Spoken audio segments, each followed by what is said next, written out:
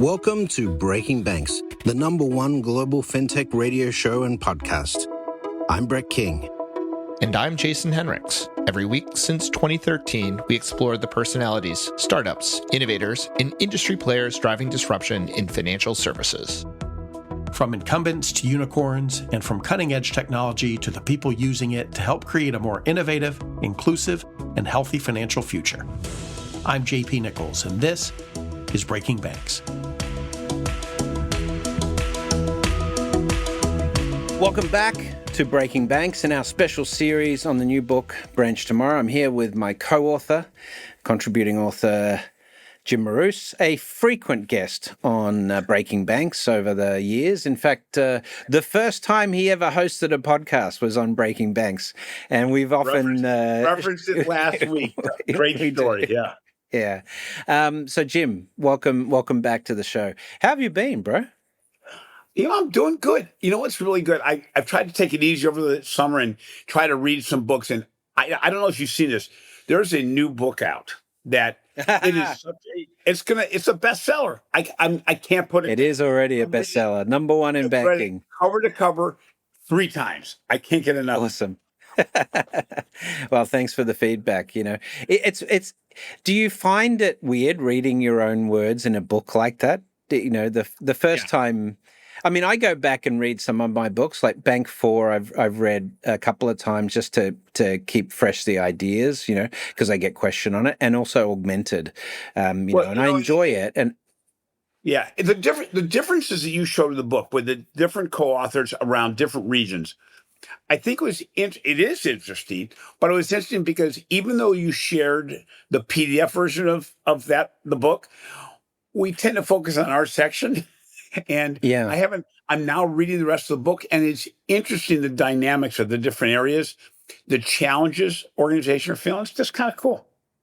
Yeah. Well, first of all, thank you for your contribution to the book, and it's great to be able to do a project with my friends, you know, that are all in the fintech space. A group of friends, we all exactly. We all kind of knew each other, so that's pretty cool. Yeah.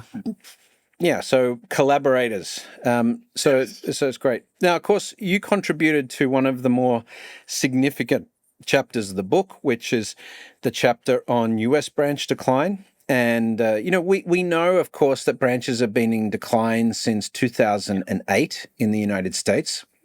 Yep. That decline sped up a little bit during the pandemic. It slowed a little bit in 2022 as some of that activity came back. But on average now, we're seeing sort of that 2 to 4% decline annually in terms of branch numbers, and yet. I've done an event. I did an event in Austin, Texas, not that long ago for America's credit unions.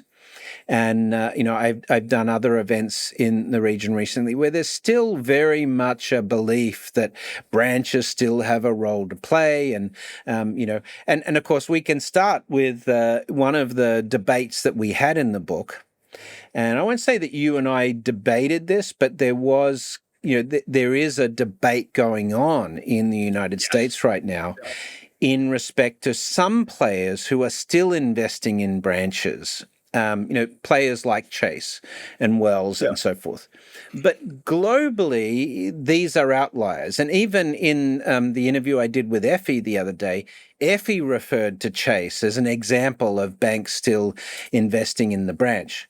Here's the key problem I face with that, though, and this is what I want to discuss, is I don't know how the economics of that even work today, let alone in the future. Chase is, pay somewhere between $350 and $450 US to acquire a customer through their branch network today, whereas Nubank is doing $5 to $7. WeBank $1. So the real problem with traditional bank architecture is that it can't scale in a digital world, and the economics, most branches are now no longer profitable. I would say my estimate would be that, and it's hard to find out the math behind this, but my estimate would be 60 to 70% of branches in the United States today are loss-making entities. And in that environment, when you've got digital... Any argument with that, yeah. Yeah. Right. I, And I think in I the think that's right. Yeah. Go ahead. Yeah. I'm sorry. So then where does it go from here? Is these movers who are still investing in branches, is it that they're adding branch numbers, or are they just, are they just resizing their network, right sizing it by taking larger branches and building smaller sort of footprint? What's the reality in terms of the mechanics? Because I don't know how it's sustainable, Well, with those a couple economics things. at play. They're not smaller branches. At least the ones that have been built in our area, the new Chase branches, the new Bank of America branches, and the new Wells Fargo branches, are not small branches. I mean, in Chase's branch, they're standalone. They're not even in a center or anything like that. I think what's interesting is in most of those cases, including Capital One, I think they're right sizing the network. I think we've seen recently, especially, that the Chase, the Bank of America, the Wells, are in many cases are in a net negative position. They're simply opening branches in areas where they're not and closing where they're in areas where they're overly saturated. And I Right. continue to look at the fact that So they're reporting on the branches they're opening, but they're not reporting on the branches they're closing. It's no, but if you look at the net PR exercise, right? Oh, exactly right. Because it's not a feel good moment, in right sizing. What's interesting too, and this is the one that baffles me, but in the same category that you mentioned, the big banks, is the small banks. We did research this year that I referenced in the book that there are more organizations that we researched that said they're going to be adding a branch than subtracting a branch. Yeah. That is baffling to me. We're not talking about the Chases. We're not talking about the Wells Fargo in these cases. We're talking about small and mid-sized organizations that I think their intention, the best they can reference it is, we want to generate more deposits. I can tell you that there's not a soul that I know that thinks that generating of deposits can be done more efficiently with a branch. Now, mind you, to your reference on Chase, they're also getting to pay that amount. You're having to open up several accounts. They're also targeting very closely who they're going after because of their credit card base. They benefit. Bank of America benefits, Cap One benefits, because their credit card market, they can send her into wealthier areas and then try to get their credit card customers. But I can't justify. I have a hard time justifying anybody that says they want to expand their market share via a branch network. It's at $1 to $2 million a unit. Or that's the thing. Yeah, it's what's going to be the most economical branch footprint, like a pop-up branch or something like? It's still going to be hundreds of thousands of dollars, right? There's new. They're trying to bring the new things together, saying we're going to do this mini branch. But then I'm saying, okay, but why are so many people then saying they want a consultancy center? So you can't have it both. Either have an oversized ATM or you have an undersized consulting center. And boy, I'll tell you that as you said, the economics don't work from a dollar and cent basis, or at least put it this way. It's not the most optimal. I'll take that weak middle spot that says it's not optimization of money. Hey, look what Chase is doing. They're not only one of the fastest growing banks, if not the fastest in the UK. They're now just announced they're going to be moving to Germany, and right, but they don't have branches. Not a digital acquisition, right? Yep. Which is interesting because you've got to then make that argument: is do they believe in branches, for sort of sustainable purposes? Well, why aren't they deploying branches in Germany and the UK instead of digital acquisition? It's because they couldn't afford to do that, and they've grown impressively. What is it? They're up to 5 million customers in the UK now, I think, something like that. But at the same time, right? But at the same time, they've had to spend a lot more money than Monzo or Revolut in the UK market to get that traction, right? So, their economics are still not great. You can't do without scale. Yeah. Well, that's the point of that's really at the core of why we did this book, right? It is the scalability question. Okay, and so that being said, Chase is totally digital in Europe. They're very branch based in the States.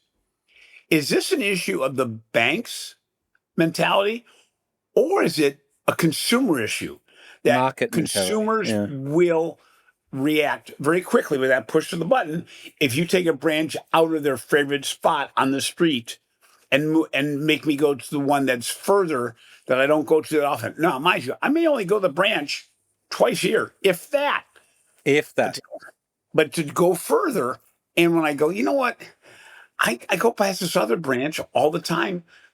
I'll push a button. You know, and it's interesting. I think it's a very Well, risky having spoken to heads of digital at one of the brands we've talked about today already, and another mid-sized, very large, bank in the top 10.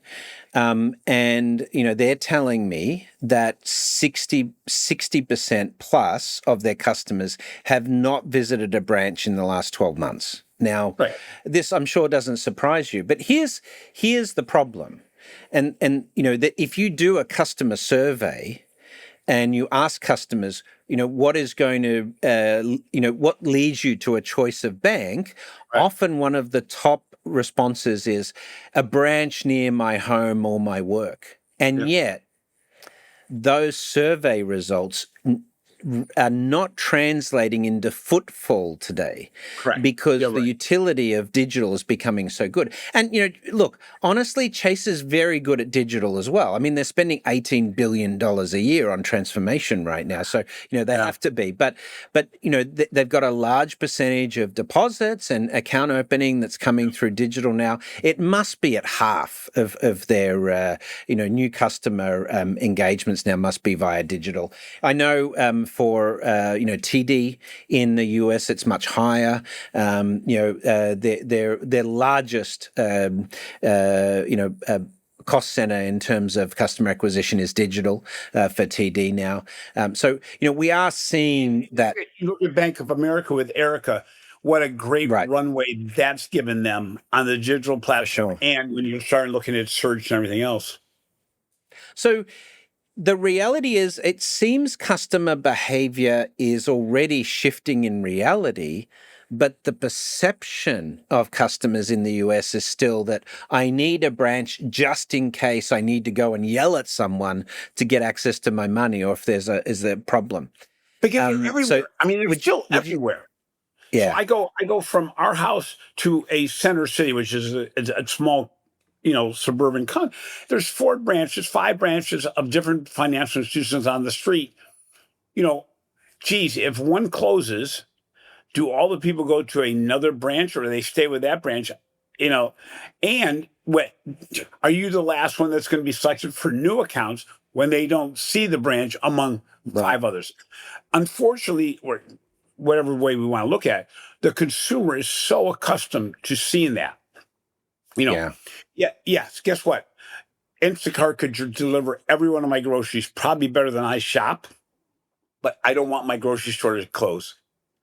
Drugstores. It's a great point. It's a great point. These behaviors are sticky. One of the other thing is there is a bit of the US market, sort of closed loop thinking here. One illustration of that I use is that if you look at most of the other G20 markets, certainly if you look at China, if you look at European markets, for Gen Zs and Alphas, 80% of their banking is done first and foremost through a wallet, and an app these days. They don't even use a plastic card. Most of them have never carried a debit card. They certainly don't use cash, and they don't even know what a check is. And so, whereas in the US, adoption of contactless is well behind. So UK is like 90% contactless. China's like 98% digital now. It'll be the first real cashless economy in the world. US is still, I think, at about 40% of contactless now. It's insane. Even with instant pay, everything that's going on in the instant way, I was amazed by the silent lack of taking up on that technology. people are still. So, I mean, Americans are proud of that, though, right?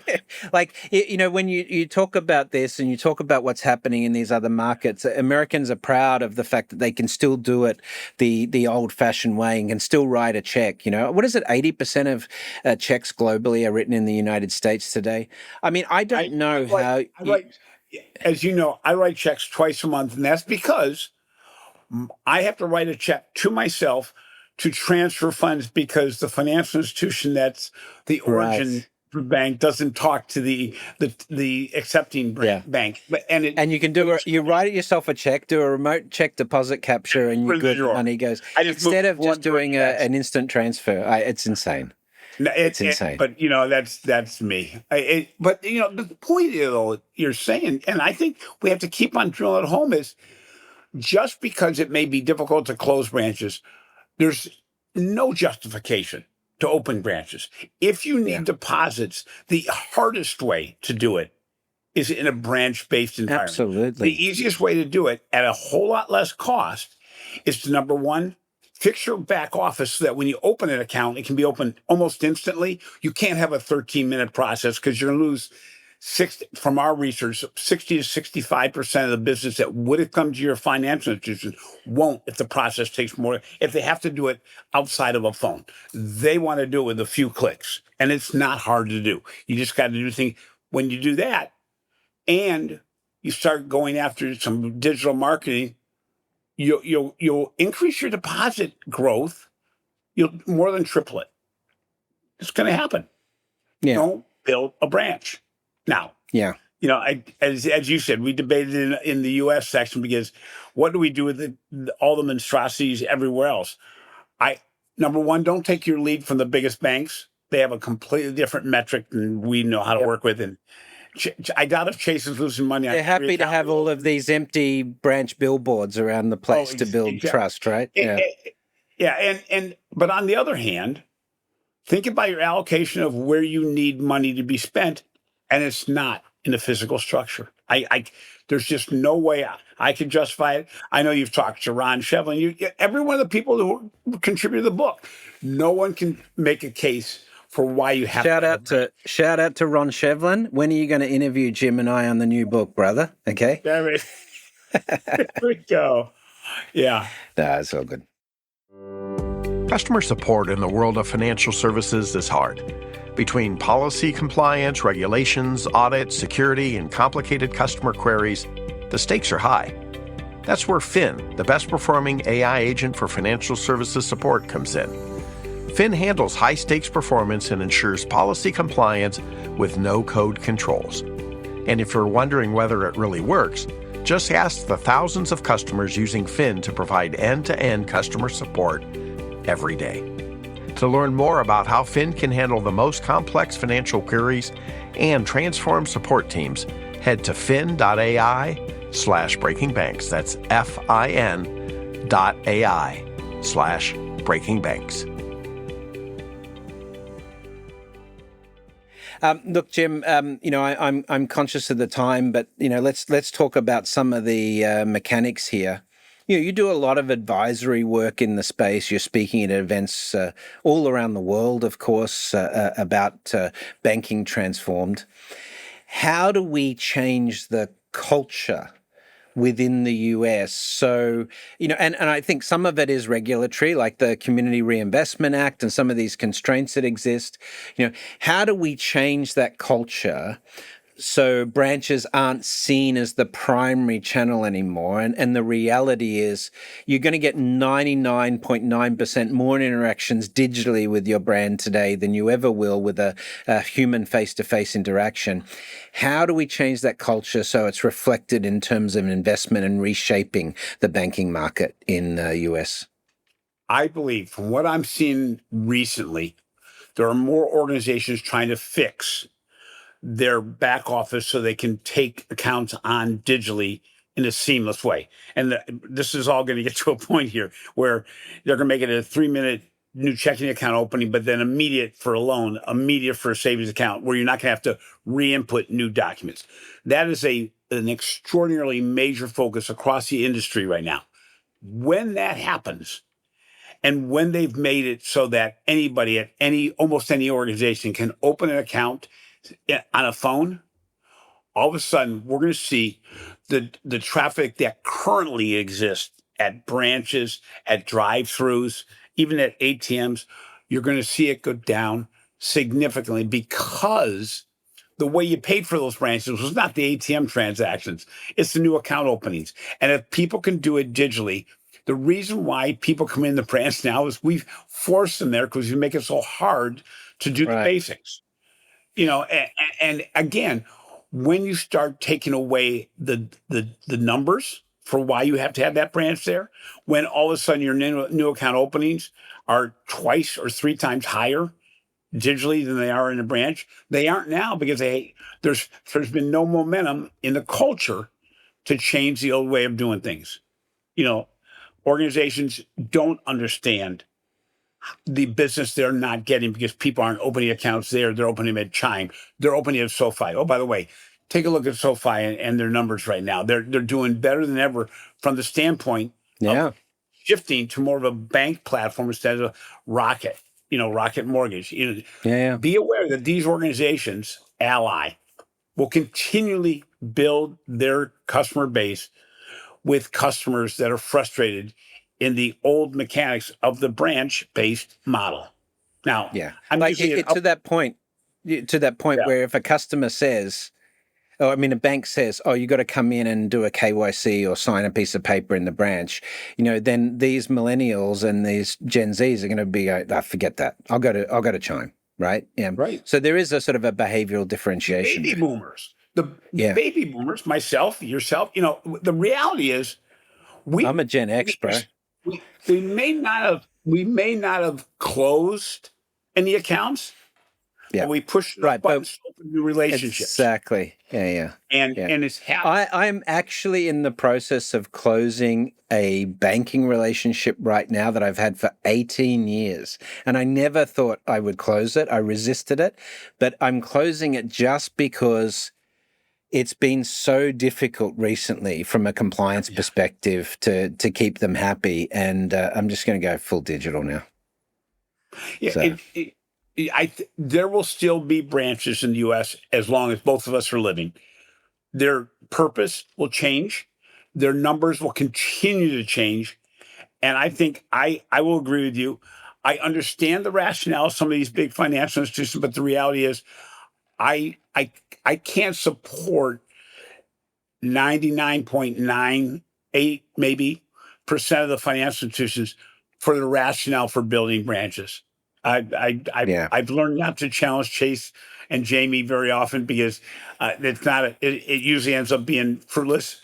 They'll figure it out. But and once it gets, they figured it out overseas. But as I kid about, they got 30 floors of branch-based people in their New York headquarters that they're going, geez, how do we tell them that we want to unwind those branches?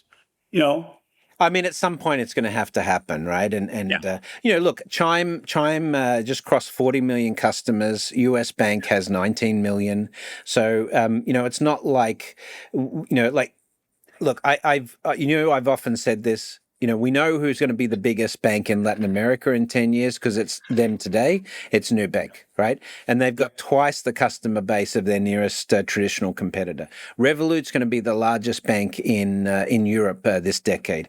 WeBank will be the largest bank in China this decade. We see this happening all over. So to think that the US is going to be immune from this, despite a fairly aggressive regulatory environment against, digital players. There's not we don't have a fintech charter in the US. It's the only G20 country without a fintech charter. So it's really tough for players like Varo and Chime and others, but they're still breaking through because of the economics, So let's talk about. We make these excuses, Brett. The bankers make these excuses. Well, Chime's got all those customers, but they're not making money on the customers. Guess what, guys? That was because they were younger. Take a look at their revenue per customer and how it's increased year after year after year. Look what SoFi has done. Look what Varos has done. Why? because part of the whole idea of making it your primary financial institution is to kick the tires for multiple years. This is a financial relationship. It's not like you're buying a used car. And the reality is, when the people get more and more comfortable, all of a sudden they're going to go, you know what? They want my business a whole lot more than my current bank does. Ally comes to me all the time with new offers that are better than the last. I'm going, eventually, I'm going to give in because they want my business more. Digital organizations can do that because they don't have to keep on knocking on doors. They don't have to wait till you come in, that's right. which is really what the biggest problem is. And at the end of the day, we're slowly but surely going to push buttons to make our change known. And all of a sudden, it gets harder and harder to substantiate this big branch with gunmetal in the vault and safe deposit boxes. Yeah. Well, we did do a super forecast on branching in the United States, and where our forecast came up, and this is off available data from the Fed, is that we're estimating that by 2030, branches will reach the halfway point of the maximum, which was 99,000 branches in 2008. And so we'll be down to 50,000. So, this is within 5 years. But what do you said that there's still going to be branches in our lifetime, but, like the UK is expecting sometime over the next few years to get down to 2,000 branches. Now, it's not as big a market as the US, but do you expect the decline in branches to accelerate in the US, or do you expect over the next decade or so that it will sort of continue this slower decline that we've seen in the US? Boy, that's a 60,000 branch question. I think we're going to see it accelerate, because I think what's going to happen is the pain of not being digital is going to get greater than the status quo, the comfort of ongoing profitability. The reality right now, Brett, is I'd rather make money without the cost. I want the spread. The spreads are better now. We're generating deposits now. We're generating loans. Overall, the banking world from a financial standpoint is in really good shape, but it's nowhere near where it can be optimally. I look at those credit unions that have 0 branches that are all digital, like Alliant in Chicago. You look at Navy Fed, all these companies, they're making a whole lot more money, and their multiples are greater. Why? Because they've solved. They're more operationally cash efficient. Yeah. Exactly. Yep. Yeah. And, this is even before we start talking about agentic AI. So imagine, you're in a Tesla dealership and you speak into your phone and you tell your agent AI, go off and find me car financing for this new Tesla. And it comes back with 3 offers and you go bang. Same for home financing and so forth. OpenAI, Perplexity, these guys are going to be pushing that type of capability, as, your infrastructure, your personal infrastructure. This is not going to be something they're going to do for free. Exactly. But the thing is, though, that's why bankrite.com, that's why some of these other organizations have so much activity, because people now know I don't have any problem opening a savings plan over in Seattle, because bottom line is, it's not like the money actually is going in a Brinks truck anymore from Cleveland to Seattle. So I think, we could get in this discussion a whole lot on protecting against your lack of digital future. But the way you got to look at it, you want a wake-up call? Start looking at your flow of funds. Start looking at where money goes from your best customers and where it's flowing every single month. Most organizations, mid-sized organizations, aren't tracking that enough to know that every single month they're losing business opportunities because they're not digitally ready. And that's why those branches exist, because it's a comfort, it's a soft, warm blanket. And just to emphasize that point, one of the metrics that we repeated in this book that I had in Bank 4 as well is, if you have any doubt about this as a bank operator today, do this exercise. Go and measure how many times your customers have visited your branch this year. And you can do that fairly simply because you can see when there's a transaction or a sales inquiry, when your ID is entered in the system. So you can track that.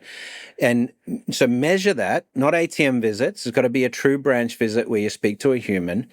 And measure that same statistic over the last 20 years and look at that pattern of decline in terms of visits to the branch for those types of discussions and engagements.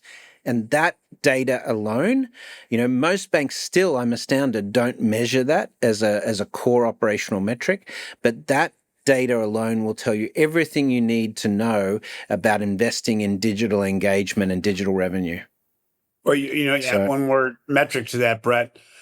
Find out how many people have gone to your credit card, checking account, or savings pages on your website, because they're not going there because they want to read. They're going there because they want an account. They want to apply. Those are potential customers. Now, mind you, there's a ratio and all that, but look at that. Look at the number you just said, the number of people that walk in the branch. Look at the number that visit those key pages that are shopping pages for you. And I'll tell you what, the difference are the losses, because you're not getting customers. Or simply subtract the number of digital accounts you actually open. And I'm going to tell you, it's not that people don't want to open digital accounts. You make it too tough on them. I mean, I'm going to say that's 85% of the organizations out there. Well, guys, how many years ago was Apple Card? I mean, Apple Card was what, 7 years ago? And it still was only 3 clicks on your phone and it was done. Yeah, that's the bar that's being set. I got it right here. Oh yeah. So, but I never used a physical card. Hey, listen, Jim. Let's wrap. Yep. Hey, first of all, I want to congratulate you on your first best-selling book title. So you are now a best-selling author. Which we knew you had it in you, of course, but congratulations. And, thank you for your contribution. It was invaluable. It's obviously a key chapter in the book. And, I appreciate your friendship over the years and your contribution in this. If you're interested in the book, you can order it now, pre-order on Kindle. Go to branchtomorrow.com for more information about it. There it is. Jim has his copy before I have, because mine's sitting back in Bangkok waiting for me to get home. Mine's not autographed, though, so I'm taking it when I see you in a week. I'm going to take it and have you autograph it. You can autograph it yourself. But yeah, I'll sign it as well. But thank you for your contribution. And, this is a really interesting conversation. It's an important conversation to have, especially in a market like US, where people are very focused on trying to find something to do with their remaining real estate instead of dealing exactly with the issue you've pointed out, which is you have to be digital first in order to survive what's coming next. Yeah. On that note, always, Brett. Love it. Thanks, brother. All right. See you in a bit. Check out branchtomorrow.com. Go to Kindle, make an order, and thank you to Jim for his contribution. You're listening to Breaking Banks. That's it for another week of the world's #1 fintech podcast and radio show, Breaking Banks. This episode was produced by our US-based production team, including producer Elizabeth Severance, audio engineer Kevin Hersham. If you like this episode, don't forget to tweet it out or post it on your favorite social media, or leave us a 5-star review on iTunes, Google Podcasts, Facebook, or wherever it is that you listen to our show. Those actions help other people find our podcast, and in return, that helps us build an audience that can be supported by sponsorship, so we can continue to provide you with our award-winning content every week. Thanks again for joining us. We'll see you on Breaking Banks next week.